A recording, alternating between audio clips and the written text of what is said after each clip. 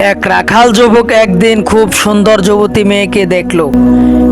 মেয়েটিকে রাখাল বিয়ের প্রস্তাব দিল। মেয়েটি রাজি হয়ে গেল। তারা দুজনে মিলে গেল কাজীর কাছে বিয়ে পড়ানোর জন্য। কাজী মেয়েটিকে দেখে নিজে পছন্দ করে ফেললো এবং বলল, ও তো রাখাল, আমি তোমাকে বিয়ে করব। এতে রাখাল ও কাজীর মধ্যে ঝগড়া লেগে গেল।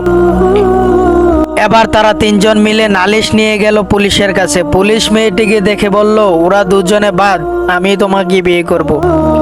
এবার রাখাল, কাজী ও পুলিশ এই তিনজনের মধ্যে গোলমাল লেগে গেল। মেয়েটি এবার বলল, ঠিক আছে, এবার তোমরা তিনজন এক কাজ করো, আমি দৌড় দিব আর তোমরা আমার পিছনে দৌড়াবে। যে আমাকে প্রথম ধরতে পারবে আমি তাকেই বিয়ে করব। এবার মেয়েটি ছুটলো এবং তার পিছনে পিছনে তিনজনে ছুট দিল। ছুটতে ছুটতে এক সময় তাদের সামনে একটি গর্ত পড়ল। তারা ওই গর্তের মধ্যে পড়ে গেল।